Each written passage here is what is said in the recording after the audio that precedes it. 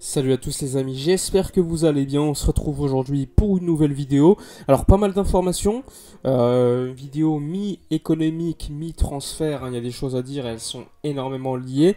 Alors on commence maintenant. Alors comme vous le savez, le FC Barcelone a vendu des actifs pour augmenter sa limite salariale et ainsi pouvoir enregistrer tous ses joueurs. Donc le FC Barcelone a envoyé tous les documents hier. Néanmoins, la Liga a refusé les chiffres présentés par le Barça. Je m'explique. Le Barça, par exemple, lorsqu'il vendait des actifs, il annonçait une plus-value comptable. Par exemple, les plus-values comptables, elles étaient de, on va dire, 267 millions d'euros pour la cession des 10% des droits TV de la Liga, mais on recevait 207 millions de cash.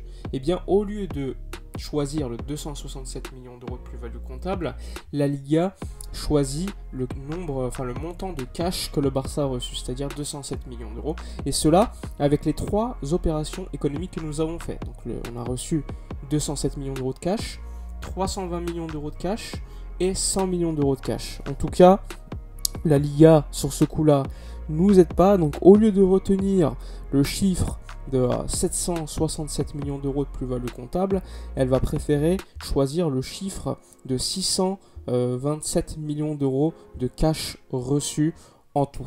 Donc ça, c'est à noter. Donc ce qu'on sait, c'est que la Liga, si elle avait accepté le montant de plus-value comptable qu'on présentait, eh bien le Barça aurait pu, au jour où je vous parle, enregistrer toutes les recrues qu'on a fait et avoir en plus de cela une marge salariale de 60 millions d'euros supplémentaires pour signer des joueurs. Néanmoins, comme ils ont préféré choisir le cash qu'on a reçu plutôt que les plus-values comptables, aujourd'hui, au moment où je vous sors la vidéo, il y a donc un trou un trou au niveau de la marge salariale de 80 millions d'euros. Donc on passe potentiellement de plus 60 millions d'euros de fair play financier à moins 80 millions d'euros de fair play financier. Ainsi, le FC Barcelone, on le sait, il est quand même pressé par le temps, il doit y avoir certains départs, sachant que dans l'effectif, tu dois avoir 25 joueurs maximum. Là, il y en a un peu plus, donc il y a des départs urgents à faire. Je vous en parlais d'ailleurs, je vais vous en parler juste après, hein, ne vous inquiétez pas. Aujourd'hui, le Barça doit trouver 80 millions d'euros de fair play et un peu plus pour être tranquille. Et ainsi, le FC Barcelone travaille sur des départs, les départs qui vont permettre au Barça donc de libérer de la masse salariale. On sait que Neto va partir à Bournemouth, ça c'est quasiment officiel, dans quelques heures ça le sera, donc on va économiser son salaire, ça c'est cool. On parle d'un salaire d'environ 10 millions d'euros brut annuel, donc ça c'est déjà pas mal. Ensuite il y aura le départ de Riqui Puig vers Los Angeles qui va être également officialisé lors des prochaines heures, donc ça aussi c'est positif pour le FC Barcelone, moins pour le joueur, on le sait, hein, le contexte, le momentum, le timing et également le manque de sérieux qu'il a fait preuve lors de ces dernières semaines, derniers mois à Barcelone, donc ça aussi c'est à noter. Ensuite, à suivre, Aubameyang, Memphis, Braithwaite, etc. Je vais vous en parler juste après. Donc, le Barça, pour être tranquille au niveau du fair play financier, pourrait activer un quatrième levier économique, c'est-à-dire une cession supplémentaire de 24,5% de Barça Studios pour une société, cette fois-ci, qui s'occuperait des documentaires, de la création de contenu, pour environ 100 millions d'euros. 100 millions d'euros, ainsi, si on fait le calcul, on a 80 millions d'euros de trous, on reçoit 100 millions d'euros, et bien, on aura une plus-value comptable, enfin une plus-value de fair play financier de 20 millions d'euros. Donc, à ce niveau-là, en plus des départs qu'on aura fait, sans oublier une petite potentiellement, on pourra avoir à peu près 30-40 millions d'euros de fair play financier positif lorsqu'on aura signé donc ce deal économique et lorsqu'on sera débarrassé de certains joueurs. Et juste après, si on arrive à faire ça, sachant qu'on peut patienter, hein, ça dépendra des départs de certains joueurs, ça pourra être un peu plus élevé, et bien le Barça va bouger ainsi sur des latéraux et potentiellement sur Bernardo Silva. Il peut le faire, le club, s'il a cette marge salariale.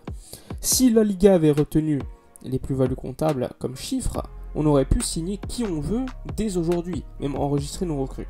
Mais bon, la Liga sur ce coup-là nous l'a mise un petit peu à l'envers. Mais bon, c'est le jeu, c'est comme ça, les règles sont similaires pour tout le monde et on va l'accepter. Donc, au moment où je vous parle, on a un trou de 80 millions d'euros de fair play financier qu'on peut résorber assez rapidement via un deal économique, mais il faudra également baisser des salaires. C'est d'ailleurs pour cela que le FC Barcelone a hier eu une réunion avec Gérard Piqué et Busquets pour leur demander de baisser leur salaire. Donc ça aussi, c'est également un signe du fait que la Liga a choisi le montant de cash qu'on a reçu plutôt que les plus-values comptables. Et donc, avec ces baisses de salaire, l'éventuelle vente de certains joueurs, Memphis, Obama, peut-être d'autres joueurs, on en parlera après, et bien en plus d'un deal économique, on aura une marge salariale positive qui nous permettra de bouger un peu plus sur le mercato. Mais bon, ça on verra juste maintenant, juste après, concernant les rumeurs de certains qui lient certains joueurs à d'autres clubs. Donc ça c'est important à comprendre, j'espère que j'ai été assez clair dans l'explication, je sais que c'est un petit peu rébarbatif, mais c'est très important pour comprendre comment le Barça bouge sur le mercato. Hier soir on était un petit peu tranquille, on voit une info qui sort, Fabrizio Romano, qui explique qu'Aubameyang intéresse énormément Chelsea. Chelsea qui cherche un numéro 9, Aubameyang numéro 9 bis du Barça, backup de Lewandowski, on le sait, un salaire qui est croissant, on parle de 12 millions d'euros bruts à partir de cette saison, donc ce qui est quand même plutôt élevé pour un joueur de 33 ans, sachant qu'il a un contrat jusqu'à 2025, ça peut être une opportunité. Évidemment, ça dépend du prix. Avoir un Aubameyang dans l'effectif, c'est toujours franchement positif parce que le mec il peut sortir du banc et marquer à tout moment. Néanmoins, si le FC Barcelone a besoin d'argent, eh bien il pourrait sacrifier Aubameyang plutôt qu'un Memphis qui lui ne va pas te rapporter d'argent parce que Memphis est un peu une négociation avec le club pour éventuellement partir libre. Donc ça c'est à noter, il veut partir libre parce qu'il est arrivé libre, considère qu'il n'y a aucun sens pourquoi le Barça obtiendrait de l'argent de son départ, alors que lui, lorsqu'il est arrivé, il a pas eu de prime à la signature. Ça peut être légitime, hein, je peux comprendre. Aubameyang, lui, quant à lui, c'est différent. Il est arrivé certes libre, mais il n'y avait aucun club quasiment qui le voulait, à part un club saoudien. Il faut se rappeler quand même, hein, ça c'est important. Il s'est réévalué lors de ces 6 mois. Il a marqué énormément de buts à Barcelone. Tourelle le connaît, donc Chelsea, c'est assez légitime qu'il le veuille, hein, vu qu'ils n'ont pas de numéro 9 comme lui. Le Barça, pour l'instant, il n'y a pas de contact avec Chelsea concernant Aubameyang. Il y a déjà des contacts Aubameyang-Chelsea. Donc ça, il faudra suivre également. Je vous cache pas que moi, pour 35 millions d'euros, pourquoi pas m'en débarrasser. Après, évidemment, je sais, on aura ce problème de backup, mais je pense qu'Ansu Fati, Memphis Ferran pourrait jouer ce poste de numéro 9, même si ce ne sera pas aussi efficace. Lewandowski sera titulaire, et sauf catastrophe, en backup, il va jouer 20 minutes par match, le Obama. Donc je pense que ces joueurs-là pourraient faire le job. Et en plus de ça, ça nous permettrait d'économiser un salaire. Et en plus de ça, recevoir une belle indemnité de transfert pour un mec qui est venu il y a 6 mois.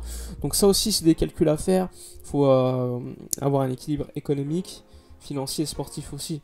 Xavi compte beaucoup sur Obama. Donc ça aussi, c'est un choix à faire. Je peux comprendre tous les arguments. Hier, j'ai parlé avec d'autres supporters. Et franchement, ils étaient pas loin de me convaincre de garder Aubameyang malgré tout. Mais bon, franchement, je me fais pas d'idée claire là-dessus. Je pense que mon avis peut évoluer encore une fois, mais au jour où je vous parle, je pense que prendre 35 millions d'euros sur Aubameyang, pourquoi pas, sachant que il est valorisé un peu moins cher sur les sites Transfer Market, etc. Mais le mec, c'est un mec qui marque beaucoup de buts. Chelsea dépense beaucoup d'argent, donc on n'a aucun intérêt de vendre Aubameyang. C'est eux qui le veulent, s'ils le veulent, qu'ils mettent beaucoup d'argent. Sinon, on le garde. Donc ça, c'est aussi quelque chose à noter. On doit être en position de force sur le mercato. Concernant Bernardo Silva, je vous l'ai dit, on va attendre quelques semaines pour voir si le Barça est en marge salariale positive pour pouvoir essayer de le recruter. On parlait beaucoup du fait qu'il y a une faille que Frenkie de Jong parte, mais dans les faits, économiquement, s'il y a la marge salariale positive, pas besoin que Frenkie parte. Donc ça aussi, c'est à noter. Après, tu auras quand même beaucoup de monde au milieu. Ensuite, Azpilicueta, Marcos Alonso, au moment où je vous parle, pour l'instant c'est en stand-by, pas d'avancement. Plus d'avancement pour Marcos Alonso, puisque éventuellement Chelsea va prendre Cucurella assez rapidement, ce qui libérait donc une place à gauche pour Chelsea qui pourrait vendre Marcos Alonso. Est-ce que le Barça va poser de l'argent sur lui, sachant que Chelsea demande par exemple 10 millions d'euros pour Aspi? Je sais pas, à voir, à suivre. Un échange Aspi, Marcos Alonso contre Aubameyang, moi je refuse direct. Moi il me faut du cash.